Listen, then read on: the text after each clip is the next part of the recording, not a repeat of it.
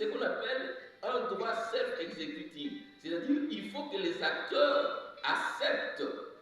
Est-ce que le gouvernant ont intériorisé ce que c'est un état de droit? Est-ce qu'ils aiment l'état de droit? Quel type de démocratie nous avons?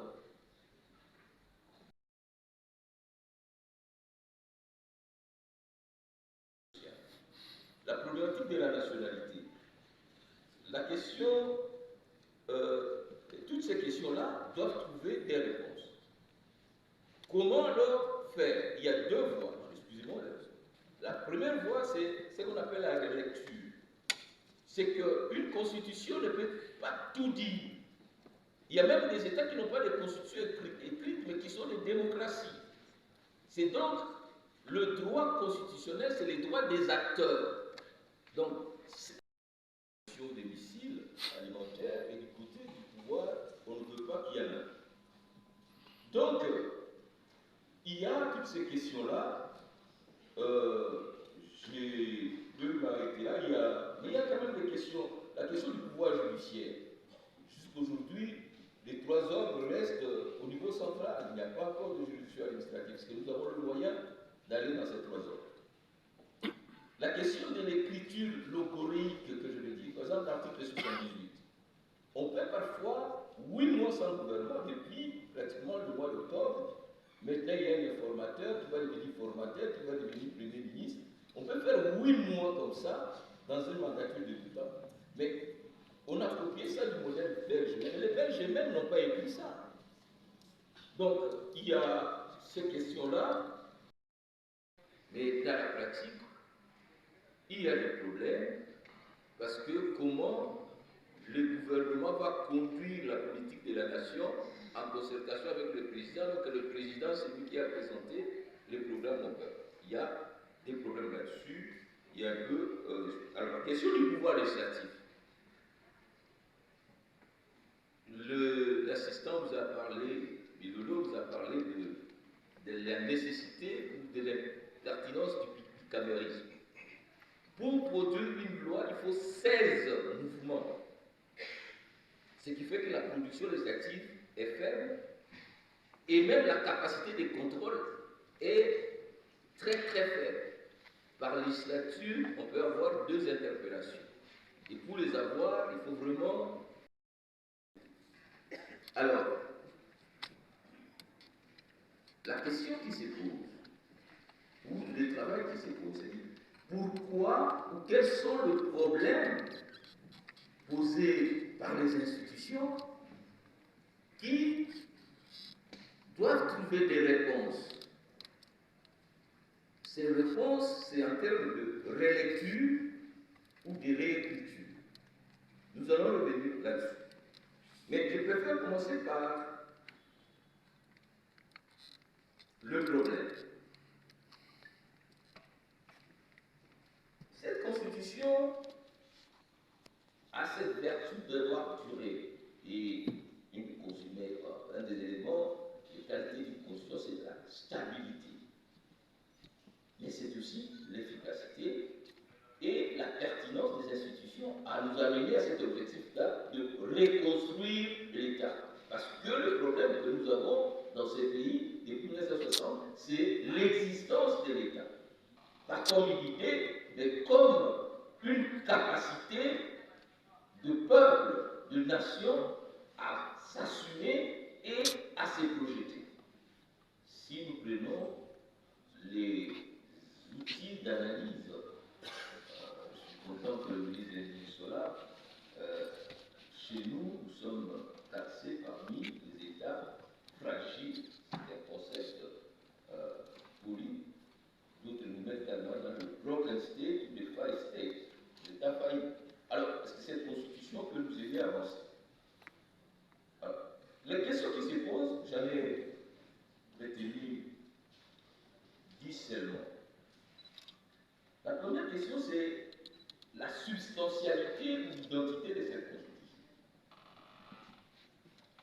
Je sais qu'avec Jean-Louis, j'ai beaucoup discuté sur cette question de cette constitution mimétique, élaborée, moi je le disais, par les étrangers et par les belligérants au service des étrangers, et dont l'identité pose problème parce qu'on recourt dans toutes les cultures du monde à des outils au droit comparé. Vous allez voir, c'était le professeur, l'ami de Jean-Louis qui est le Sénégalais, il y avait Mazo, il y avait, sur le 18, il y avait quand même 9 Congolais et 9 étrangers. Donc il se pose un problème d'identité de cette constitution, mais surtout d'appropriation par le Congolais de ces outils. Je ne veux pas parler de copier-coller, mais les valeurs du constitutionnalisme que sous-tendent ces textes, est-ce que les acteurs le gouvernent? L'état de droit, ce n'est pas un tas de droit. L'état de droit, c'est un état d'esprit. Les élections démocratiques, ce n'est pas des élections de pacotille. Il faut être convaincu que vous allez aux élections et qu'une voix vaut une voix. Il suffit de voir le taux de contestation. En 2006, on était à 500 recours. En 2011, on est à 780. En 2018, on est à 1000. Aujourd'hui, on parle de 1700. Donc, le taux de contestation des élections va crescendo. Et très souvent, lorsqu'on dit j'ai été élu, il répond tu as été nommé. Donc, il y a un problème. Cette constitution se voulait pour les Congolais, et ça c'est une identité, un élément d'identité, une constitution de compromis, une constitution de sortie des crises entre les différents acteurs, dont le plus important c'était les belligérants. Chacun peut mettre ce qu'il voulait. Si moi j'ai mon candidat qui n'a pas de diplôme, vous ne mettez pas dans la Constitution l'exigence de diplôme. Si j'ai mon candidat qui a 40 ans, déjà, c'est 2 minutes, mais bon.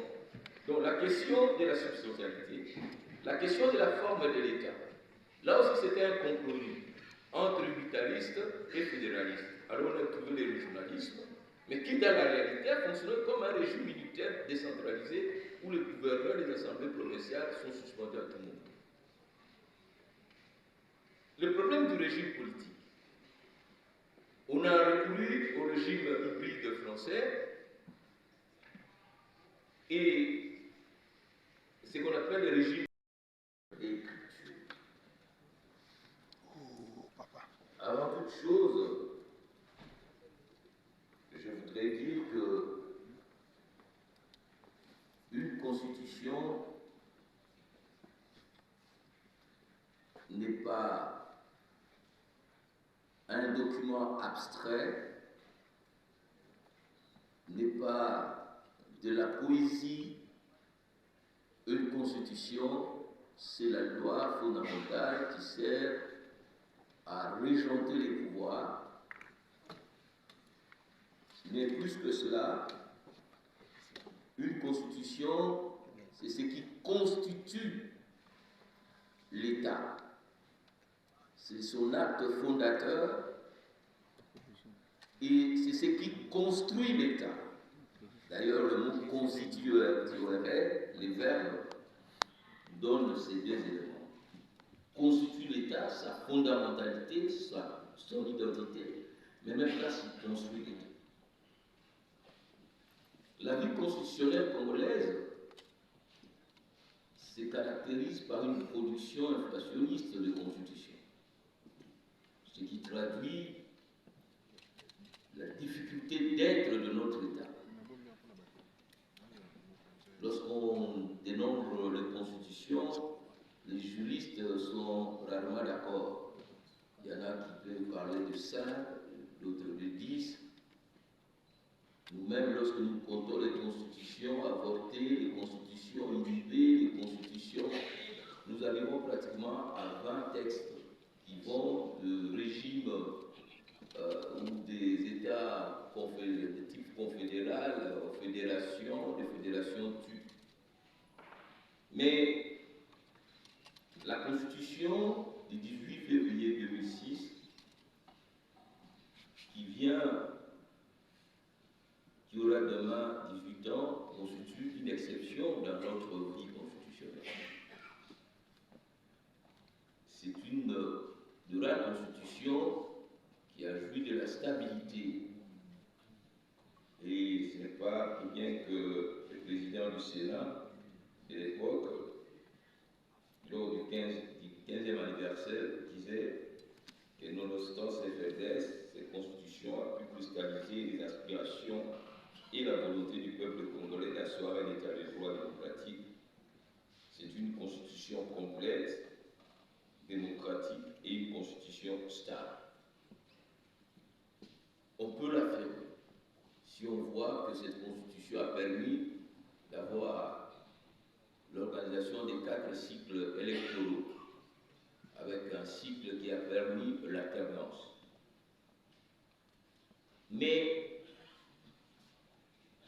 l'efficacité, parce que la Constitution, c'est un outil de construction. L'efficacité d'une Constitution ne s'évalue pas in abstracto. Il faut voir dans l'exposé des motifs, dans le préambule, quels sont les objectifs. Et là, on peut dire que les constitutions lui-même disent cite cette vache sacrée, assurer le fonctionnement au mieux des institutions, éviter les conflits, instaurer l'état de droit, contrer toute tentative de dérive autoritaire, garantir la bonne gouvernance, lutter contre l'impunité et assurer l'alternance politique démocratique. Mais on peut voir l'efficacité ou l'efficience de ces éléments par rapport à la pratique, à l'agir. On peut quantifier, on peut examiner en termes de qualité du travail. Mais une des missions fondamentales de cette Constitution, c'était de mettre en place des institutions qui devaient, selon les constituants, donner toutes les chances à ces pays de se reconstruire. Et c'est autour de cela que nous allons voir, est-ce que les institutions telles qu'elles sont articulées, telles qu'elles ont fonctionné en 18 ans, nous ont donné, ou peuvent nous donner les chances de nous reconstruire. Sur ce point, je voudrais dire que cette Constitution devait nous aider à sortir de la crise et à prévenir des crises. Est-ce que nous sommes sortis des crises? Est-ce que ça nous permet de résoudre les crises? Si je pose cette question aux amis du M23 ou d'autres, vous verrez que toutes les crises ont été résolues de manière déconstitutionnaliste. Nous sommes sortis de la Constitution pour aller à la Cité de l'Union africaine. Nous sommes sortis de la Constitution pour aller à la Synco, pour organiser des élections dans le délai. Donc, c'est relativement stable. Mais, qu'est-ce qu'on peut bien dire? Parce que cette Constitution n'a que 18 ans. Si on compare la Constitution américaine, la faculté à l'intention des doctorants et des apprenants en gros. On est parti de l'idée que notre Constitution a 18 ans et c'est de l'âge de maturité. Il va falloir qu'on s'habitue maintenant au-delà de la majorité civile à la majorité politique, cette fois-ci attachée à la Constitution. Et quand vous lisez l'article 5, dernière alinéa de notre Constitution, tout Congolais de l'un ou l'autre sexe a le droit d'être électeur ou éligible sous réserve de l'âge déterminé en ce qui concerne les candidatures à la présidence de la République, à l'Assemblée nationale et au Sénat. Sinon, à 18 ans, on peut être appelés à assumer des responsabilités dans leur pays. Maintenant, tout le monde qui a 18 ans est supposé avoir une majorité civile et politique. Mais est-ce qu'elle a la majorité sociale? La première question. Si tout le monde qui a 18 ans a le droit et peut se marier, notre constitution serait appelée aujourd'hui à être marié ou à marier et à fonder des enfants. Sommes-nous sûrs que cette constitution peut être à la base des enfants? De votre argumentaire, quatre idées émergent. La première, c'est que la constitution congolaise a été et continue à être un enjeu sociopolitique. Parce que 18 ans après, on continue à se poser un certain nombre de questions, à savoir si la constitution a été utile pour nous. N'avons-nous pas commis une erreur de l'avoir eu comme constitution? Donc l'enjeu demeure. Au-delà de l'enjeu, la constitution représente finalement, pour les Congolais, et même ceux qui s'intéressent au Congo, un pacte social. Quoi que l'on en dise, la constitution est un contrat que nous avons scellé entre les citoyens et les pouvoirs publics. Le troisième élément, c'est que la constitution apparaît comme une norme de régulation de la vie politique. Même si on peut la critiquer ici et là, on saura à l'évidence que c'est une norme de régulation de la vie politique. En même temps, la Constitution est un instrument de la fondation, et c'est le dernier élément, la fondation et des survie de l'État, vous l'avez bien dit. Sans Constitution, on ne peut pas avoir un État, on ne peut pas prétendre avoir un État qui soit assis en dehors et à l'absence d'une Constitution comme pacte. Mais le premier mot que je puisse dire sur le thème que je me suis imposé avec votre concours, c'est celui-ci. Mais avant de le dire, je suis heureux et content que cette activité se déroule dans cette salle. J'ai eu une certaine attache avec la Constitution congolaise pour avoir été un des souffleurs dans l'ombre pour que cette Constitution atteigne la forme qu'elle a aujourd'hui. Et cette salle me rappelle les deux extrêmes lorsque nous étions en train de discuter sur des dispositions constitutionnelles. La disposition sur l'âge du président de la République. Je vois comment nous étions assis. Je vois comment les acteurs politiques venaient. Je vois comment le téléphone retentissait.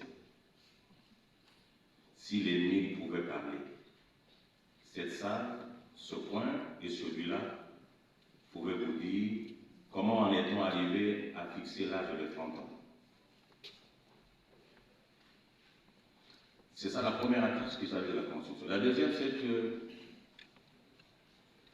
j'ai été parmi les juges qui ont appliqué cette Constitution comme juridiction.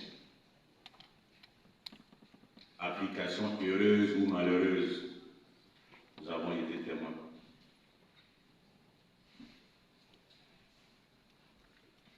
Mais la Constitution peut-elle résister au coup d'État? Ça, c'est la question qui nous intéresse. Mieux, le constitutionnalisme peut-il faire face au coup d'État? Beaucoup d'intellectuels ont réfléchi sur le constitutionnalisme. Des définitions aussi divergentes que différentes. Mais il est de retenir une seule idée du constitutionnalisme. Et quand on aura retenu, on se rendra compte qu'il n'existe qu'un seul constitutionnalisme, peut-être avec des applications variantes. Le constitutionnalisme est un mouvement d'idées qui professe, qui sollicite chaque jour et qui a comme finalité l'encadrement et la limitation constitutionnelle du pouvoir. C'est ça le constitutionnalisme.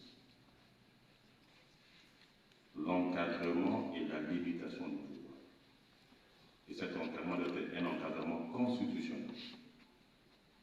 De ce point de vue, il n'y aurait pas un constitutionnalisme européen différent du constitutionnalisme africain ou congolais. Notre constitution du 10 février 2006 renferme-t-elle ces deux éléments essentiels du constitutionnalisme? On peut répondre par l'affirmative. Maintenant, comment vivons-nous cet encadrement et cette limitation du pouvoir? C'est l'objet de nos discussions. Deuxième élément sur lequel il faut peut-être parler, le coup d'État. Le professeur, vous l'avez bien dit, le coup d'État n'intéresse plus aujourd'hui ou n'a jamais intéressé que le juriste. Il intéresse les spécialistes de plusieurs domaines. Les historiens en parlent, les politologues en parlent, les anthropologues en parlent, les sociologues en parlent, même les économistes en parlent, les philosophes aussi. L'idée centrale qu'on a, c'est que le coup d'État, c'est cette capacité, cette technique à manœuvrer la possibilité d'accéder ou de se maintenir au pouvoir en dehors de la norme. Lorsqu'on a en tête qu'on veut accéder au pouvoir en dehors de la norme, en dehors du pacte, on commet un coup d'État. Le coup d'État est donc cette attitude de révolution ou de révolte contre un pacte. Le pacte qui se trouve être la Constitution. Maintenant, est-ce qu'on peut avoir un coup d'État constitutionnel? Si le coup d'État est cette capacité de tordre la Constitution, de l'anéantir, de lui donner un coup fatal, peut-on parler d'un coup d'État constitutionnel? En d'autres termes, si le coup d'État est constitutionnel, c'est que la Constitution l'accepte comme une situation normale, alors que c'est une situation anormale. Déjà, je vous provoque, parce que vous avez entendu parler coup d'État constitutionnel. Est-ce qu'on doit évacuer rapidement cette expression de coup d'État constitutionnel? Sans se rendre dans l'évidence qu'on peut la retrouver quelque part dans notre Constitution. Comme vous disiez l'article 64 de la Constitution, alinéa 1er. Ça s'appelle le droit à l'insurrection constitutionnelle. Ce droit-là d'autoriser au peuple de s'opposer à un individu ou à un groupe d'individus qui prend le pouvoir ou qui cherche à s'y maintenir par la force ou en relation de la Constitution. Notre pays n'autorise-t-il pas un coup d'État constitutionnel? Si le peuple peut s'opposer à leurs dirigeants, ils vont le faire de quelle manière? S'agit-il des manifestations pacifiques et publiques? Est-ce que les dirigeants font souvent cas de ces manifestations? Si elles ne sont pas accompagnées de la violence, apparemment la violence fait peur. Ça vient être par les sit-ins, ou ça vient être par une prise en otage des hommes politiques. Alors quand on est dans la prise en otage, on n'est pas dans la Constitution. On est dans autre chose que la Constitution. Depuis 1960, les historiens, les philosophes arrivent à dire jusqu'à l'année dernière, il semble qu'en Afrique, on a connu 350 coups d'État. 350. Bon, chacun fait l'inventaire à sa manière. Je prends le nombre de 350. Et qu'est-ce que les coups d'État ont donné comme réponse à la gouvernance? Qu'il soit organisé, ce que j'en doute, dans la Constitution ou pas, le coup d'État est l'œuvre d'un individu ou d'un groupe d'individus. Lorsque c'est un groupe d'individus, ça s'appelle les individus qui appartiennent à une institution. ou à un corps de l'État. C'est comme ça, par exemple, que dans certains pays, le Parlement peut anéantir le gouvernement, même le chef de l'État. On ne parlerait pas d'un coup d'État personnel, mais on parlerait d'un coup d'État institutionnel. Et vice-versa. J'ai entendu parler lors de l'arrêt 0262 de la Cour constitutionnelle qu'il y aurait eu un coup d'État constitutionnel par les juges, parce que les juges ont rallongé le mandat du chef de l'État. C'est très bien comme analyse, beaucoup ont écrit sur ça. Probablement qu'on n'a pas très bien lu l'arrêt. L'arrêt contient des verbes qui ont une signification. On va me demander au juge, est-ce que un président qui n'organiserait pas l'élection dans le délai constitutionnel pouvait être destitué? La notion d'empêchement. La notion d'empêchement. Est-ce qu'on peut être empêché pendant qu'on est en fonction? Alors, pourquoi des coups d'État en Afrique? Quel est le bilan que l'on peut faire de coups d'État en Afrique? Quelle est la place du consumérisme dans le coup d'État? Surtout qu'il est apparu quelquefois des juges qui entérinent les coups d'État. Vous avez l'histoire, notre pays également. Lorsque on accède au pouvoir par des voies autres que celles prévues par la Constitution, le juge est malheureusement obligé de prendre acte à l'occasion de la validation du serment du président. Là encore, les théoriciens des autres des sciences politiques pourront trouver de la matière la différence entre le président de la transition et le président de la République. Un thème qui peut faire l'objet d'une thèse. Au Gabon, on parle du président de la transition. Au Niger, idem. Au Burkina, idem. En Guinée et au Mali. Ce sont des présidents de la transition différents des présidents de la République. Et la Cour cantonale du Mali s'en est prononcée sur ce point-là. S'il y a répétition de coups d'État en Afrique, où se trouve le constitutionnalisme? Le constitutionnalisme est-il capable d'empêcher les coups d'État? C'est le premier moment de la réflexion.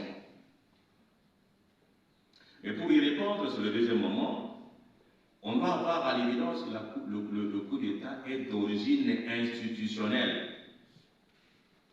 Institution comme une création de l'homme. C'est comme ça que une partie de l'armée, un groupe d'officiers, une institution politique peut anéantir une autre et s'emparer du pouvoir. Dans ce cas, qu'est-ce que nous pouvons faire, nous, là? Parce que nous réunissons pour célébrer la maturité de la Constitution. Avons-nous les moyens pour empêcher les choses? Lesquels? Article 64? Peut-être, en son dernier alinéa, si ça réussit. Si ça ne réussit pas, c'est le second alinéa. La tentative de renversement d'un régime est justifiée par une attaque. Ce ne sont pas des attaques sur base des drones. Ce sont des attaques vis-à-vis d'une gouvernance qui n'aurait pas été bonne, qui n'aurait pas été satisfaisante. Et généralement, si le coup d'État provient des militaires, les militaires promettent toujours de balayer la cour parce qu'elle aurait trouvé la cour sale. Il arrive qu'il quitte la cour, même la maison, sans en avoir réussi à la rendre propre. Ça fait alors difficile d'éviter le coup d'État. Oui, mais on peut l'éviter. On peut l'éviter si on organise bien la gouvernance. Parce que lorsqu'on accède au pouvoir, on n'accède pas pour soi. On accède au pouvoir pouvoir pour les autres. L'homme qui est capable d'éviter le coup d'État. Je vous remercie.